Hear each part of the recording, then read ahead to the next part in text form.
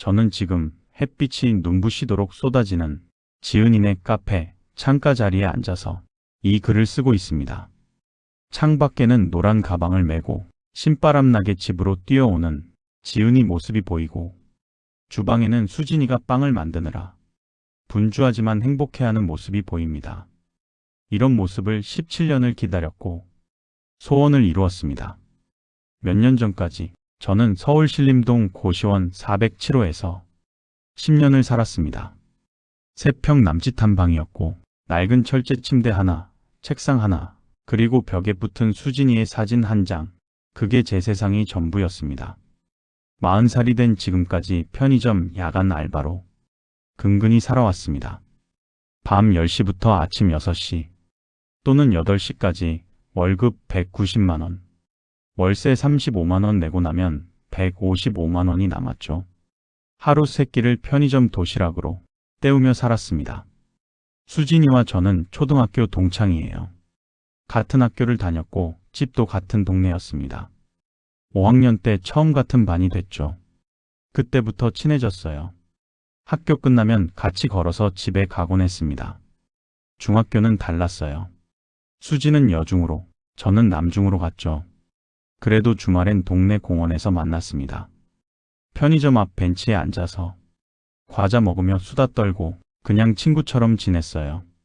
그때는 수진이가 세상에서 제일 예뻤어요. 고등학교도 따로였습니다. 수지는 상업고등학교, 저는 공업고등학교. 집안 형편이 둘 다 넉넉하지 않았거든요. 대학은 생각도 못했죠. 고등학교 졸업하면 바로 취직해야 했으니까요.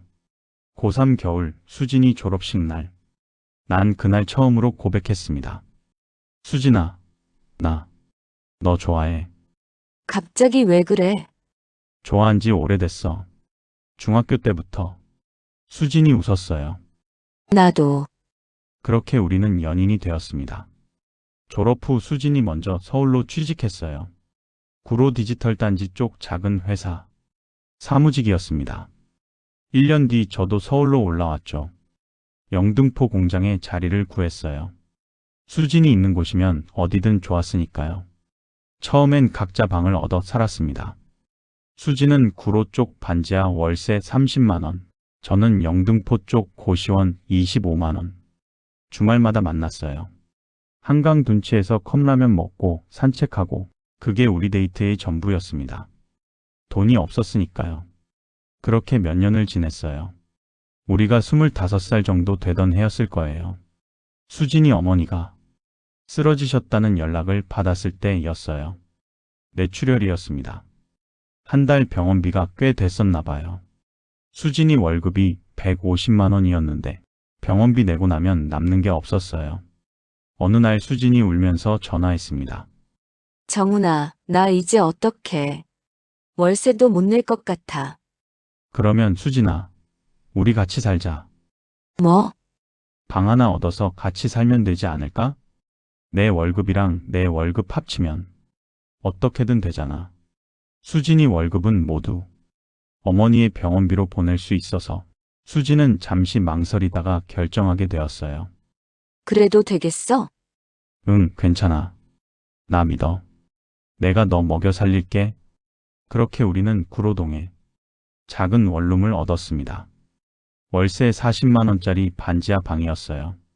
곰팡이 냄새 나고 햇빛도 잘 안 들어왔지만 우리에겐 보금자리였습니다. 아침에 일어나면 수진이 밥을 했어요. 김치찌개, 된장찌개, 그게 전부였지만 맛있었습니다. 저녁엔 제가 설거지를 했죠. 좁은 방이었지만 행복했어요. 그런데 6개월쯤 지난 후였습니다. 수진이 떨리는 목소리로 말했어요. 정훈아, 나 임신한 것 같아. 제 머릿속이 하얘졌습니다. 수진이 어머니 병원비로 생활이 빠듯한데 갑자기 임신이라니. 기쁨보다 걱정이 먼저 밀려왔어요. 어떡하지?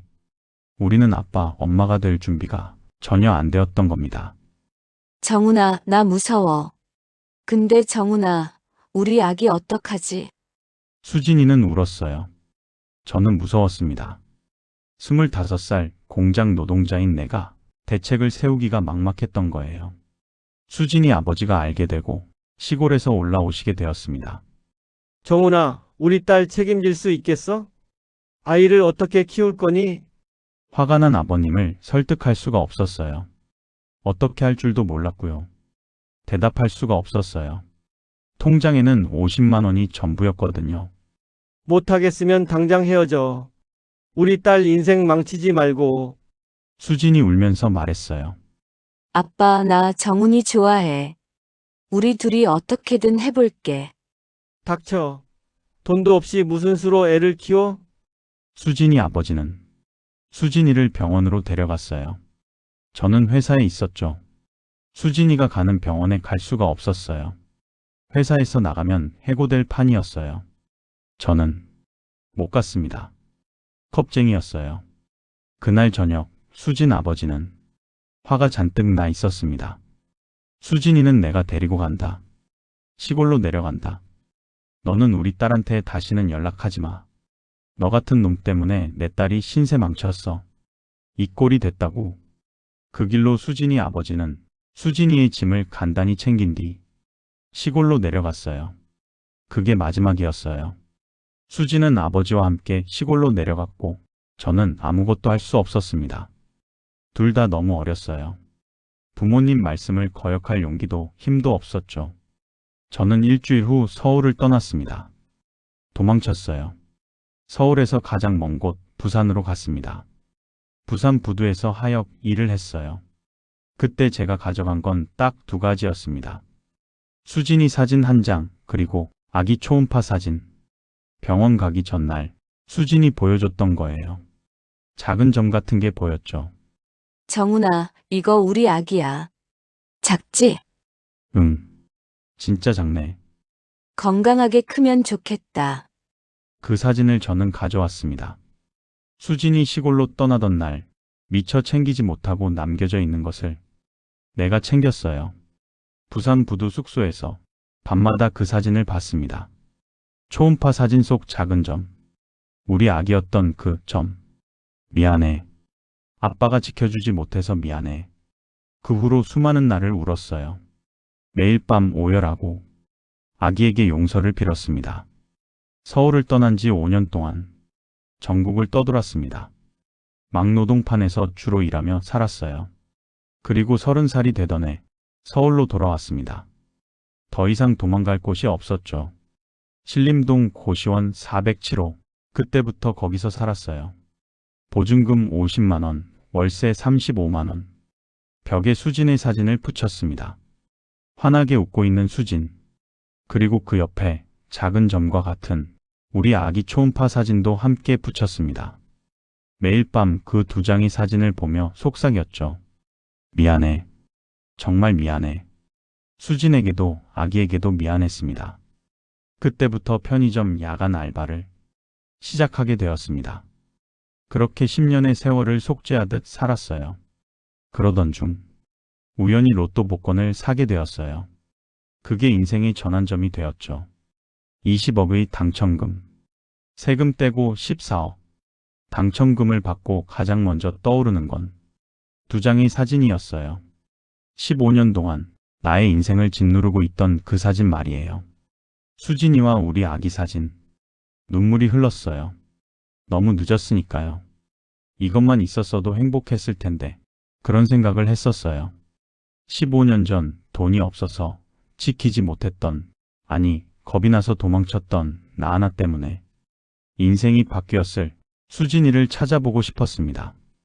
용서를 빌어야 나도 홀가분하게 마음의 짐을 내려놓을 수 있을 것 같았어요. 편의점을 그만두고 수진이를 찾기로 했습니다. 초등학교 동창 재훈이에게서 연락이 왔어요. 정훈아, 수진이 결혼하고 천안에 산대. 결혼한 건 예상했지만 마음 한구석에는 무엇인가 짓누르는 듯한 기분이 들었습니다. 그래도 쉽게 포기가 안 되었어요. 15년간 쌓여진 마음의 짐을 털기 위해서는 수진이를 만나야 했습니다. 천안으로 가는 버스 안에서 심장이 미칠 듯 뛰었습니다. 15년 만의 재회였으니까요. 창밖의 풍경은 하나도 눈에 들어오지 않았어요. 머릿속으로 수진이를 만나면 뭐라고 말해야 할지 수없이 연습했죠. 하지만 정작 수진이를 만났을 때 저는 아무 말도 할 수 없었습니다. 재훈이가 알려준 주소는 천안의료원 근처 작은 카페였어요. 수진이 거기서 아르바이트를 한다고 했죠. 유리문 너머로 그녀가 보였습니다. 순간 숨이 멎었어요. 수진이었어요. 분명 수진이었는데 예전 그 수진이는 아니었습니다. 헬쑥한 얼굴, 꺼진 눈빛, 그리고 유니폼 사이로 보이는 상처의 흔적. 제 가슴이 무너져 내렸어요. 카페 문을 열고 들어갔습니다. 수진이 고개를 들었죠. 어서 오세요. 그러다가 저를 알아봤어요. 수진의 눈이 커졌습니다. 정훈이. 오랜만이야, 수진아. 목소리가 떨렸습니다. 수진은 잠시 말을 잃고 서 있더니 작게 웃었어요. 하지만 그 웃음엔 기쁨보다 당혹스러움이 더 많았습니다. 어떻게 여기를 왔어? 친구한테 너 소식 듣고 그냥 한번 보고 싶어서 왔어. 수진이 고개를 돌렸어요. 제가 팔의 멍을 쳐다보는 걸 눈치챈 거죠. 괜찮아. 그냥 넘어졌어. 거짓말이었어요. 저는 알 수 있었습니다. 그날 저녁까지 카페에 앉아 있었어요. 수진은 일하는 내내 제 쪽을 힐끔힐끔 쳐다봤죠. 퇴근 시간이 되자 조심스럽게 다가왔습니다. 정훈아, 미안한데. 나 지금 병원에 가봐야 해. 병원? 어디 아파? 아니, 내가 아니라. 딸이. 우리 지은이가 입원 중이거든. 그때 처음 들었습니다. 지은이라는 이름을요. 수진의 딸. 8살이라고 했죠. 내가 데려다 줄게. 괜찮아? 당연하지. 천안의료원으로 갔어요. 소아병동 407호실. 묘하게도 제가 살던 고시원과 같은 호수였죠. 병실 문을 열자 작은 침대에 누워있는 아이가 보였습니다. 창백한 얼굴, 가느다란 팔, 링거를 꽂은 손등. 지은이였어요. 엄마, 지은이가 환하게 웃었습니다. 하지만 그 웃음이 얼마나 힘겨워 보이던지요. 오늘은 좀 어때? 괜찮아. 근데 엄마, 저 아저씨는 누구야? 오래전부터 알던 엄마 친구야. 저는 어색하게 손을 흔들었습니다. 지은이도 씩 웃어줬어요. 병실 밖 복도에서 수진이에게 모든 이야기를 들었습니다. 지은이는 백혈병 3기라고 했어요. 2년 전 진단받았고 계속 치료를 받고 있지만 병원비가 이미 2억을 넘어섰다고 했죠. 미납된 병원비만 3,800만 원. 골수 이식이 필요한데 맞는 기증자를 찾지 못했다고. 그리고 남편 창호는 도박에 빠져 있고 수진 명의로 빚이 많이 있다고.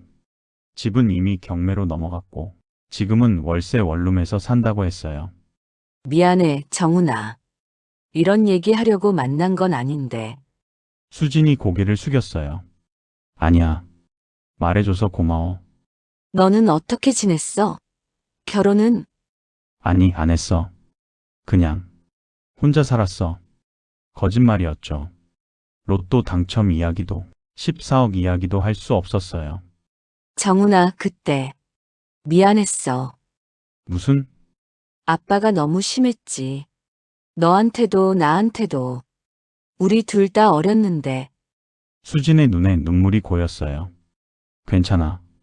다 지난 일이야. 너. 나 원망하지 않아? 원망? 왜? 그때 내가 더 강했어야 했는데. 아빠 말에 따라가지 말고. 저는 수진의 손을 잡았습니다. 작고 차가운 손이었어요. 수진아, 너 잘못 없어. 우리 둘 다 어렸고 무서웠고 어른들이 무서웠어. 그날 밤 집으로 돌아오면서 결심했습니다. 수진을 돕겠다고. 다음날 천안의료원 원무과로 갔어요. 조용히 지은이의 미납 병원비를 확인했습니다. 3,800만 원. 저는 익명으로 1억 원을 입금했어요. 미납된 병원비를 갚고 앞으로의 치료비로 쓰라고요. 원무과 직원이 놀라서 물었죠. 보호자분이세요? 아니요. 그냥 돕고 싶어서요. 이 사실은 환자 보호자에게만 알려주세요. 수진에게는 말하지 않았습니다. 알면 부담스러워할 게 뻔했으니까요. 그 후로는 일주일에 2번씩 천안을 오가기 시작했어요. 고시원에서 천안까지 버스로 2시간. 병원 로비에서 지은이와 수진을 지켜봤습니다.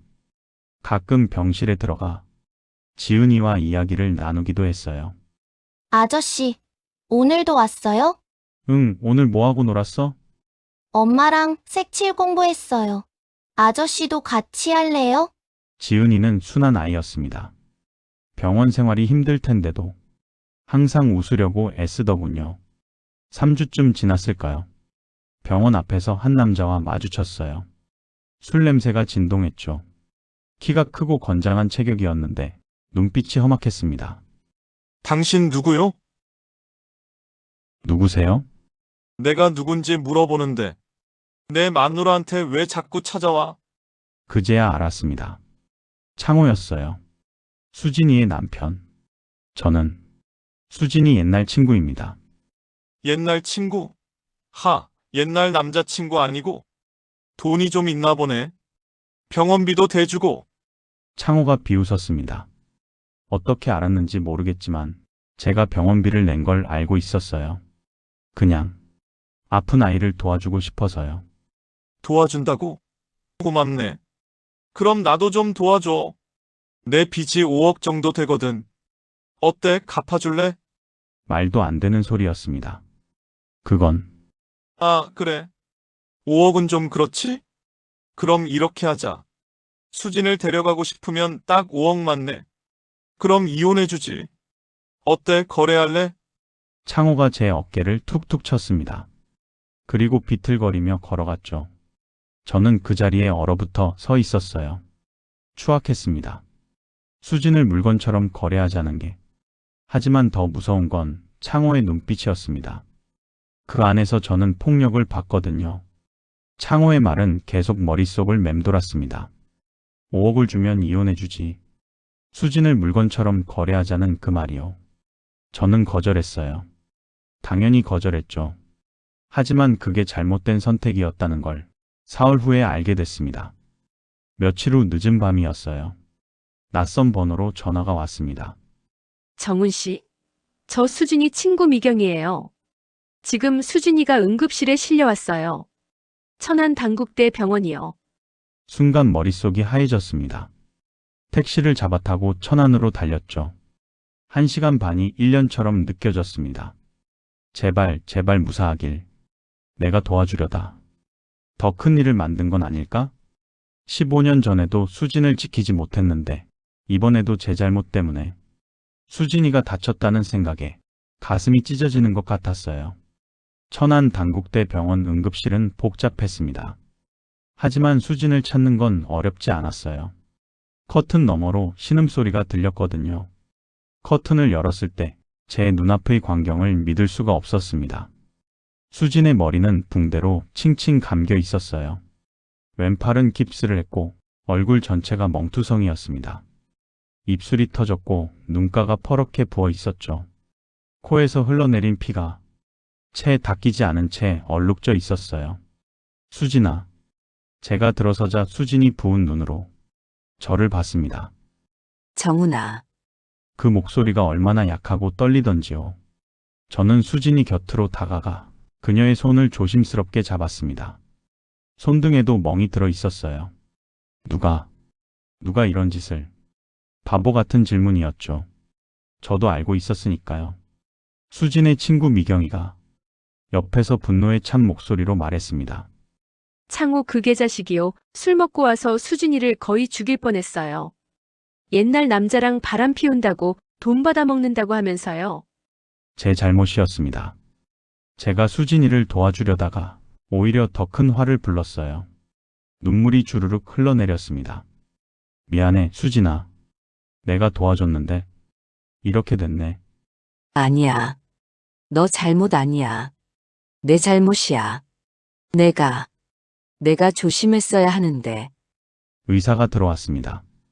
보호자분이세요? 아닙니다. 친구예요. 갈비뼈 2대가 골절됐고 뇌진탕이 있습니다. 왼팔 요골도 금이 갔고요.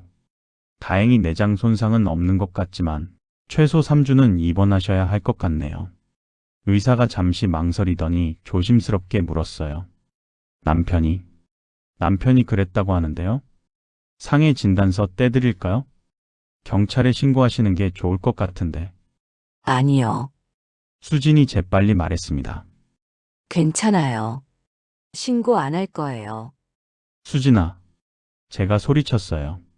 하지만 수진은 고개를 저었습니다. 지은이 때문에라도 안 돼. 아빠가 교도소 가면 지은이가 어떻게 생각하겠어? 저는 이를 악물었습니다. 수진은 지은이를 생각하고 있었어요. 하지만 저는 더 이상 참을 수 없었습니다. 다음 날 아침, 저는 강남에 있는 유명한 가정법률 전문 변호사 사무실을 찾아갔습니다. 이혼소송과 상해죄 고소를 동시에 진행하고 싶습니다. 본인이 아니라 제3자가 의뢰하시는 건가요? 네. 피해자가 직접 오기 어려운 상황이라서요. 변호사는 상황을 자세히 물어봤습니다. 창호의 폭력 이력, 도박빚, 병원비 미납 모든 걸 설명했어요. 증거가 필요합니다. 병원 기록, 상해 진단서, 사진, 증인 진술, 그리고 선임료와 소송 비용이 상당할 텐데요. 이혼과 형사 고소를 동시에 진행하면 5천 정도 예상하셔야 합니다. 돈은 걱정하지 마세요. 저는 그 자리에서 계약했습니다. 5천만 원. 하지만 아깝지 않았어요. 수진에게 돌아갔을 때 그녀는 이번 병동에 있었습니다. 수진아, 이제 더 이상 참지 마. 저는 변호사 명함을 수진에게 건넸습니다. 이혼해. 내가 끝까지 도와줄게. 변호사도 선임했고 소송 비용도 준비했어. 정훈아, 나 때문에 내가 이렇게까지. 내 마음이야. 15년 전엔 너를 지키지 못했어. 하지만 이번엔 달라. 절대 포기하지 않을 거야. 그날부터 저는 결심했습니다. 천안 단국대 병원 근처에 월세 원룸을 구했어요. 40만 원짜리 작은 방이었지만 병원까지 걸어서 5분 거리였죠. 그리고 담당 의사와 상담했습니다. 지은이도 이쪽 병원으로 전원시킬 수 있을까요?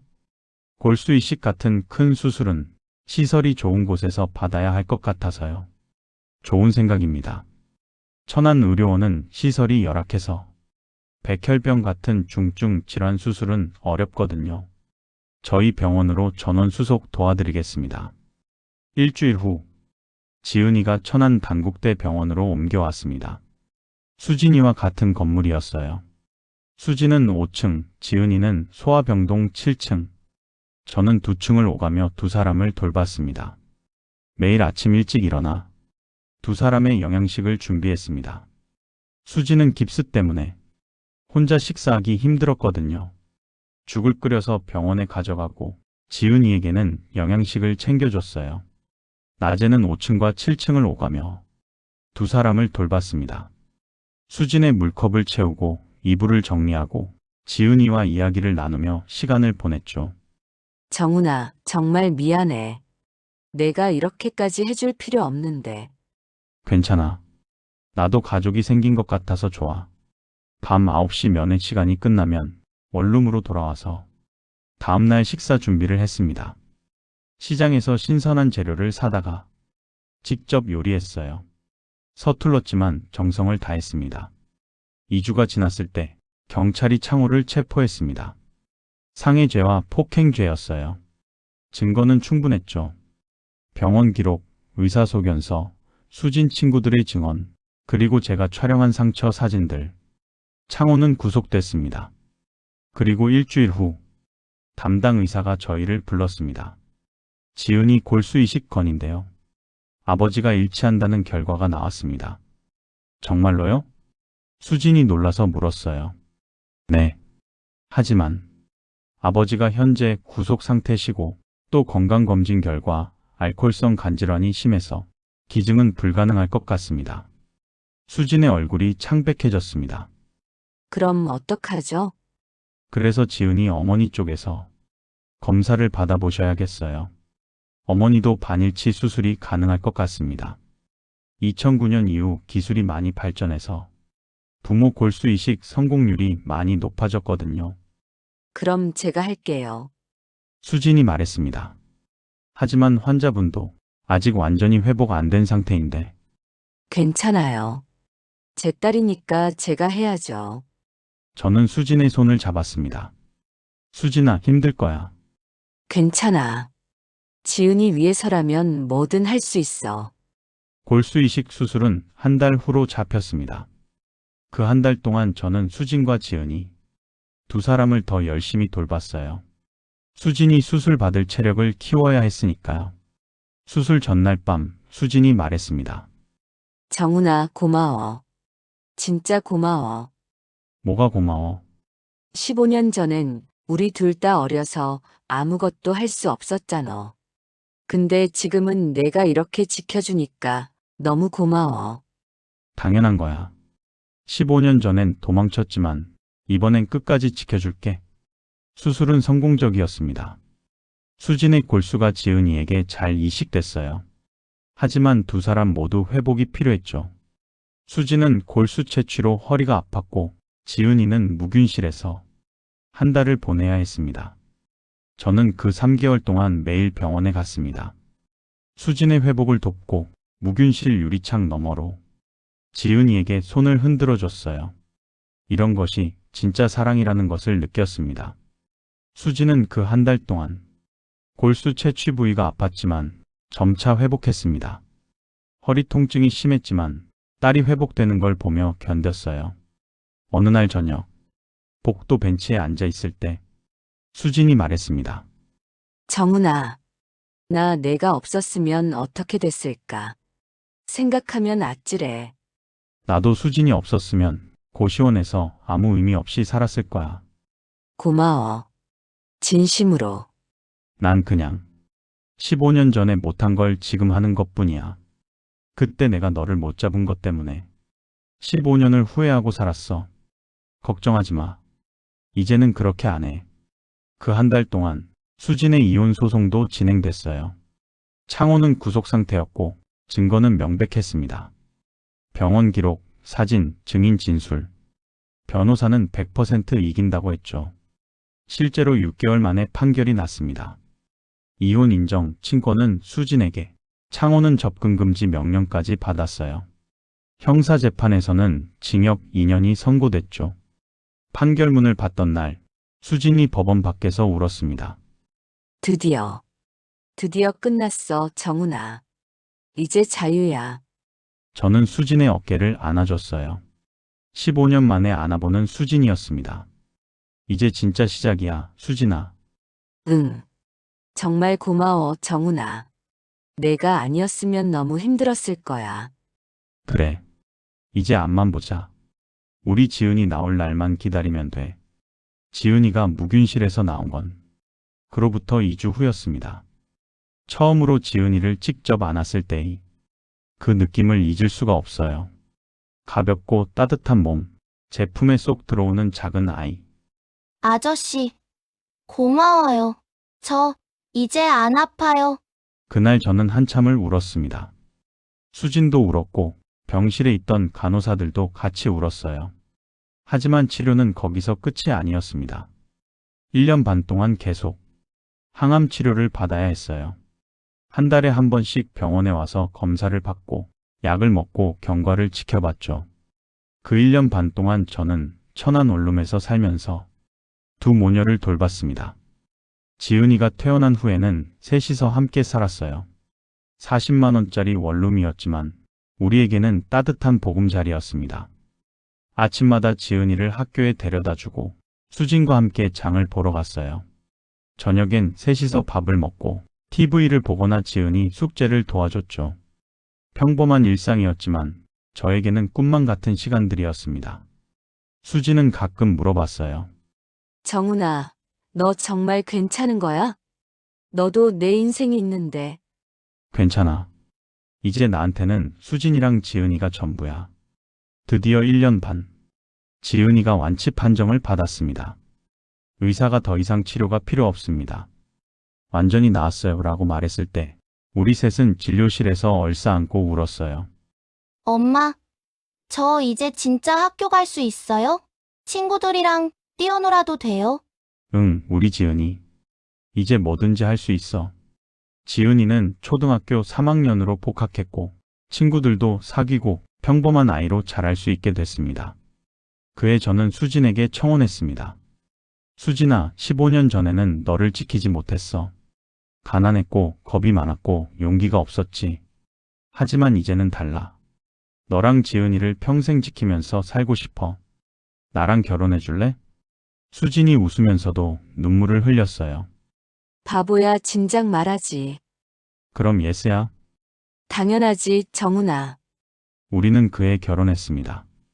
작은 예식장에서 친구들 몇 명만 부른 조촐한 결혼식이었어요. 지은이가 하얀 드레스를 입고 화동으로 섰습니다. 아빠, 엄마, 진짜 결혼하는 거예요? 응. 우리 이제 진짜 가족이야. 좋아요. 저 너무 좋아요. 신혼여행은 제주도로 갔습니다. 지은이랑 셋이서요. 바다를 보며 지은이가 말했어요. 아빠, 바다 진짜 예쁘다. 아빠. 그 호칭을 들을 때마다 제 눈에서 눈물이 났습니다. 제주도에서 돌아와 본격적으로 새 삶을 준비했습니다. 서울 가까운 곳에 우리만의 공간을 찾기 시작했어요. 양평 가는 국도변에서 괜찮은 건물을 찾았습니다. 2층짜리 작은 건물이었는데 1층은 상가, 2층은 주거 공간이었죠. 국도변이라 지나가는 차들도 많고 주차도 편했어요. 6억이었습니다. 정훈아, 진짜 괜찮아? 6억이나. 괜찮아. 우리 가족을 위한 집이잖아. 집 위치도 좋아. 서울도 가깝고 1층을 카페로 만들었습니다. 인테리어하고 기구와 집기도 사고 간판도 달았어요.